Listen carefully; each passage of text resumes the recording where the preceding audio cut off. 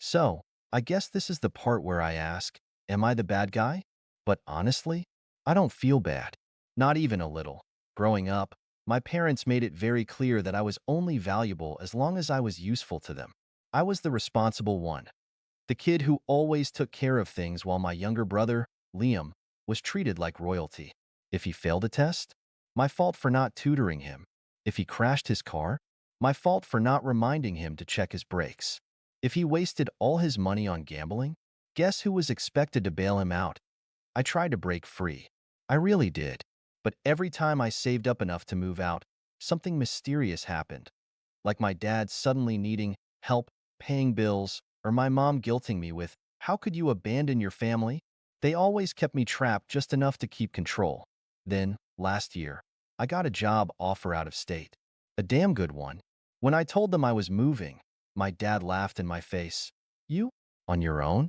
Good luck with that. You'll be back in a month." My mom smirked. "You're nothing without us. Don't come crying when you fail." Liam just shrugged. "Guess I get your room then." So, I left. And guess what? I didn't fail. I thrived. I got my own apartment, made friends, and for the first time in my life, I could breathe. No one was draining my bank account. No one was calling me at 2 a.m. for emergencies that were actually just my dad losing a poker bet. No one was making me feel like I owed them my entire existence. For 6 months, I didn't hear a word from them. Then, last week, I got a text from Liam. "Hey, Mom and Dad need you. Call ASAP." I ignored it. Then another message. And another. Until finally, my mom called me herself. "We need to talk." I let her voice go to voicemail. Then my dad tried. And Liam. And suddenly, I had 14 missed calls. Then Liam sent the text that almost made me laugh out loud. "If you don't help, you're literally ruining this family." Ruining the family? Me? Now I was curious. So I finally picked up the phone. "What do you want?" I said, keeping my voice cold dumb while mother's voice was shaky. Not angry, not demanding, but desperate. "Sweetheart, your father lost his job. We're in trouble. The house, we might lose it. We need you to come back and help us." Oh, oh. The same people who laughed at me, mocked me, and told me I was nothing without them. The same people who did everything to keep me from leaving. Now they needed me. And they had no idea what I was about to do next. I let the silence stretch. My mother was never one to beg, not outright. She liked to manipulate, guilt trip, twist things around so that you felt bad even when she was the one at fault. But this time, her voice was raw. Unsteadied, I could hear my dad in the background, muttering something, probably telling her to fix this, to make me feel like I had no choice but to come back and save them. "We just need a little help," she continued, her voice turning syrupy sweet. "A few months, maybe, just until we get back on our feet." I leaned back in my chair, staring at the ceiling. A few months? Right. And then a few more. And then they'd find a way to keep me trapped all over again. "So let me get this straight," I said slowly, making sure every word hit. "You guys threw me out like garbage, told me I was nothing without you. And now that you're in trouble, I'm suddenly worth something again?" Silence. Then, my father's voice cut through the phone. Sharp. Impatient. "This isn't the time for a pity party," he snapped. "We're family. Families take care of each other." "Oh, that's rich. You mean like how you took care of me?" I shot back. "By making sure I was stuck paying for everything while Liam got to screw around? By treating me like a walking ATM?" Liam scoffed in the background. "Don't be so dramatic. You're making money now, aren't you? What's a few thousand to help out your family?" A few thousand? A few thousand. I almost laughed. They weren't asking for a loan. They wanted me to move back, pay their bills, save the house, and keep Liam from facing any consequences. They hadn't changed. They weren't sorry. They just needed me to clean up their mess while Mom sighed. Like I was the one being difficult. "Look, we don't have time for this back and forth. The bank is threatening foreclosure. We just need you to come home and do the right thing." I sat up straight. My heart pounded, but I kept my voice calm. "And if I say no?" A long pause. Then my dad's voice dropped into that low, dangerous tone I knew too well. The one he used right before things got ugly. Then don't bother calling yourself our son anymore. And there it was. The ultimatum. My fingers clenched around my phone. They were threatening to cut me off. After everything they'd already done, I took a slow breath. And then, finally, I said, "All right," I said, keeping my voice calm. "I guess that's it then." My mother sucked in a sharp breath. "Wait," clicked. I hung up. Then I turned off my phone. For the first time in my life, I felt completely free. No guilt, no obligation, no more being their backup plan. But deep down, I knew this wasn't over. Not yet. And I was right. The next morning, I woke up to a flood of messages. Not just from my parents and Liam, but from relatives, some I hadn't heard from in years. "Aunt Carla, I don't know what's going on, but your parents are devastated. Just talk to them. Uncle Mike, family is family. You can't just abandon them like this. Cousin Jessica, I get that you're upset, but they need you right now. You should at least listen." I groaned, rubbing my temples. They were doing it again, spinning the story, making me look like the villain while they played the victims. Then, I saw Liam's latest text. "Mom's been crying all morning. Hope you're happy, asshole." I rolled my eyes. Right. Like I was supposed to believe that. Still, I was curious. Just how bad was it? So I checked my parents' Facebook pages. And that's when I saw it, a long, dramatic post from my mother, talking about how their ungrateful son had abandoned them in their time of need. How they had sacrificed everything to raise me, only for me to turn my back on them when they needed me most. And of course, there were dozens of comments. How could he do that to his own parents? Kids these days have no respect. So sorry you're dealing with this. Stay strong. I exhaled slowly, gripping my phone tighter. They really thought they could guilt trip me through social media? They really thought I'd come crawling back because of a few pity likes. That's when I made my decision. I wasn't just going to ignore them, I was going to teach them a lesson they'd never forget. I stared at the post, my fingers twitching over my phone. I could ignore it. I could block them all, move on, and let them drown in their own mess. But then I thought about all the years they'd used me, all the times they made me feel like I wasn't enough, like I was only valuable when I was paying for their crap. And now, when I finally broke free, they were trying to ruin my name just to save their own skin. Fine, if they wanted to drag me into this publicly, I'd respond publicly. I took a deep breath, then typed out my reply. "Funny how none of you were there when I was struggling to pay rent because my loving parents drained my bank account, or when they told me I was nothing without them and kicked me out with nothing. But now that they need money, suddenly family is family, huh?" I hit send, and the effect was instant. Within minutes, my notifications exploded. Some of my relatives went quiet. A few even deleted their comments. But others? Oh, they were mad. Uncle Mike said, "That's not what your parents told us." Aunt Carla said, "This is a private family matter. You shouldn't air dirty laundry online." Oh, but they could. I wasn't done. I went all in. I posted screenshots. Bank transfers where they took money from me. Text where my dad called me a selfish little SHD, asterisk for refusing to pay Liam's debts. Messages where my mom admitted she and my dad lied to the family to make themselves look better. And then, for the final blow, I wrote, "I'm not abandoning my family. I'm just refusing to be their ATM. If anyone thinks I should help them out, feel free to send them your own money. Let me know how that goes." Then, I logged out. I expected more calls, more texts, more rage. What I didn't expect was what happened next. Because a few hours later, I got a message from Liam. Just 2 words, "You win." I stared at the message. Liam? Admitting defeat? Something wasn't adding up. That I debated ignoring him, but curiosity got the best of me. So I typed back, "What are you talking about?" A few minutes passed before the typing bubble appeared. Then, Liam texted, "They're done?" Mom's freaking out. Dad won't stop yelling. "You really did it this time." I leaned back, feeling that first satisfaction settle in. Good. But I still wanted to know why. Explain. Liam hesitated. Then, finally, he spilled everything. Turns out, my post didn't just humiliate them. It exposed them. Hard. See, my parents had spent years lying to the family. They always painted themselves as the generous, selfless couple who had given me everything. They had borrowed money, guilt-tripped relatives, even scammed a few people with sob stories. But now, the truth was out. Relatives were pissed. Some were calling them out directly in the comments.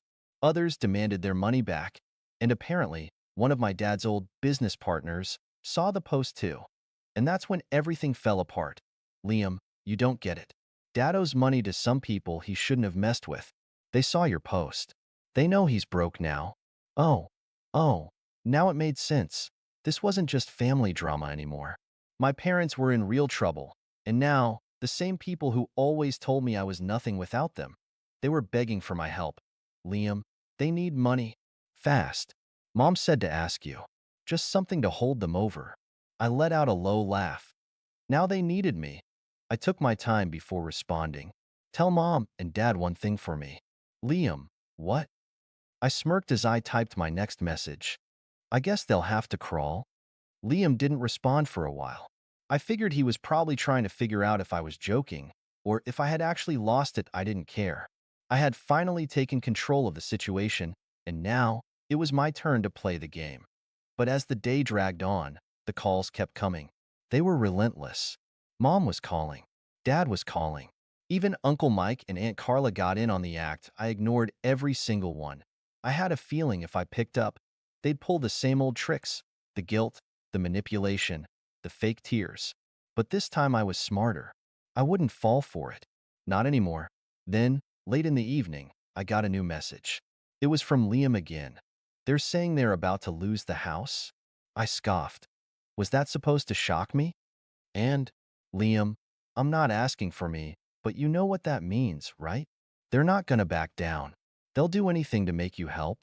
I closed my eyes for a moment, taking it all in. They were really that far gone. And yet, all I could feel was anger. The fact that they had put me in this position in the first place. They thought they could use me as a safety net, as some kind of ATM that would just keep giving. And now, they wanted me to bail them out after they had been nothing but cruel for so long? After they'd treated me like a doormat. They weren't just asking for help. They were demanding it. I stared at my phone screen for a long time before typing out my response. I don't owe you anything anymore. I paused. Was I being too harsh? Was I letting the revenge cloud my judgment? But then, I thought about all the times I had been there for them. All the times I had sacrificed my own well-being just to keep them happy. No, I wasn't being too harsh, and as I hit send, I could almost feel the weight lift off my shoulders. But the next message from Liam. Mom says she's not going to make it without you. They're on the verge of bankruptcy. Please, just talk to them. I clenched my fist. They were desperate, and now I knew exactly how to make them pay. I wasn't just going to leave them hanging. I was going to make them feel what they put me through. But I needed something bigger, something that would make sure they never pulled this stunt again. I started brainstorming. That's when an idea hit me. I sat there in the dim light of my room, my mind racing. What was the perfect way to make them feel the consequences of their actions? I wasn't just going to toss them a few bucks and let them off the hook. No, this needed to be bigger, more permanent. I thought about it for a while, how I could hit them where it would hurt the most. And then, the idea hit me. The perfect way to make them pay without them even realizing it until it was too late. I took a deep breath and fired off a message to Liam. I'm going to take a break. Don't contact me for a while. You'll understand later. I knew that would buy me some time. Time to get everything in motion. Then, I called in a favor from someone I'd been quietly keeping in touch with. My old lawyer. I explained everything.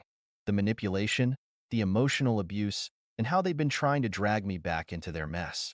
He knew exactly how to handle it. I could already imagine their faces when they found out I wasn't just some helpless cash cow anymore.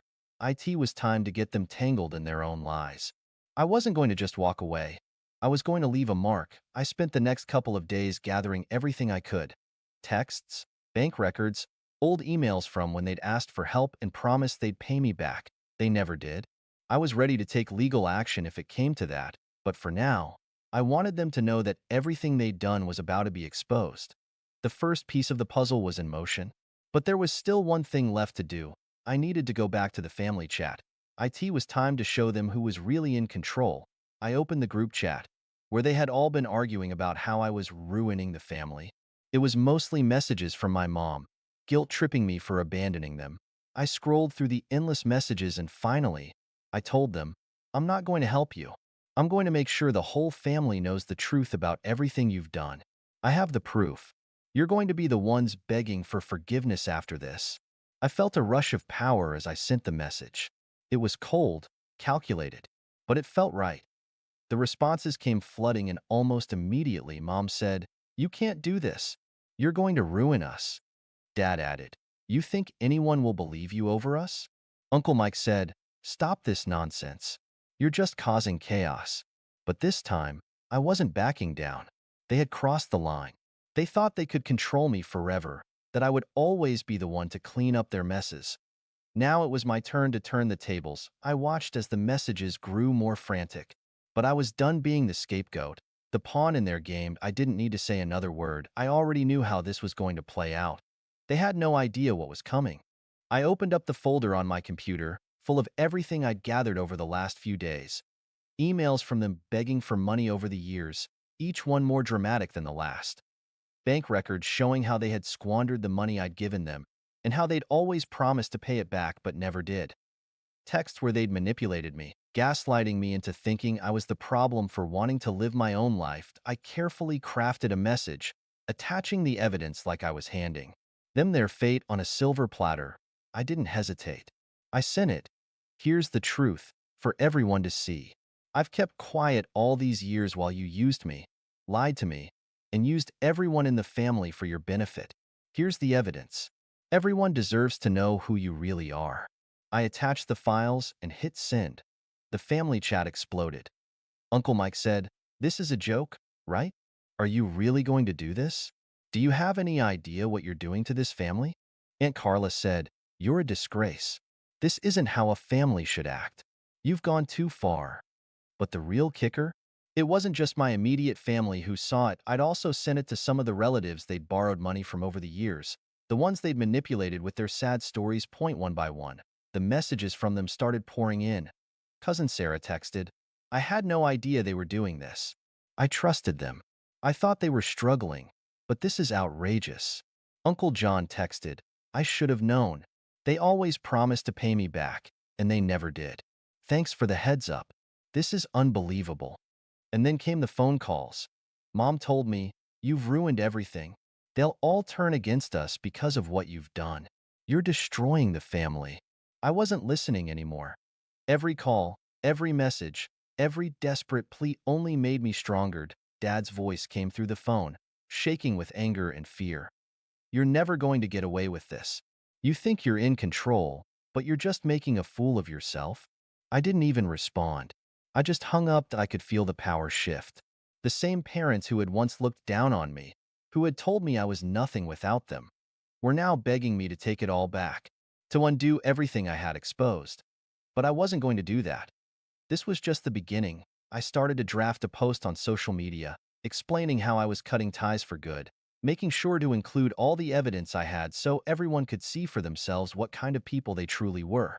I was going to make sure they could never manipulate anyone again. IT wasn't just about getting revenge anymore. It was about breaking free. I was done being the victim. I was done being the one they used.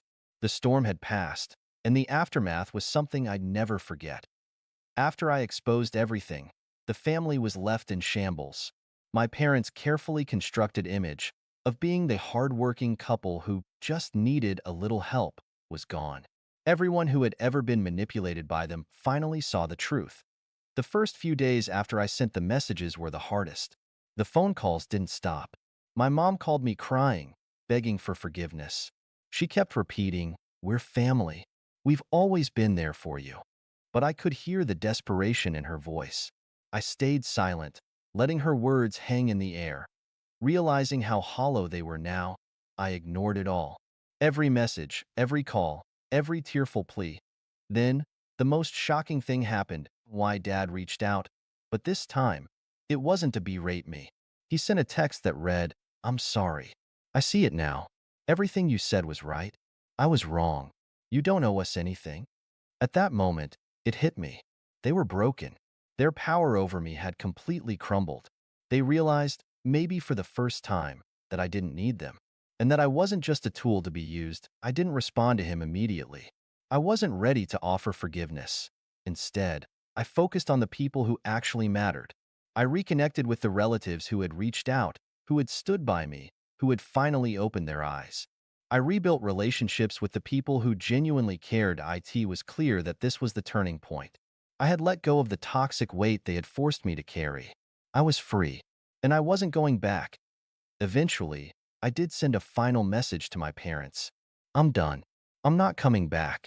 I won't fix what was broken, because it's too late for that. But I hope you both get the help you need. I blocked their numbers. I cut ties completely. Weeks went by, and the peace I had felt slowly turned into something even better, a sense of empowerment. No longer bound by guilt or their manipulation, I could finally focus on my own life. I even began to thrive in ways I'd never imagined. Then, out of the blue, I received a letter in the mail. It was from Idea Deed. It was brief, but to the point. I don't expect you to forgive me, but I want you to know I'm sorry. I've started to see things more clearly. If you ever want to talk, I'll be here. I'm working on myself.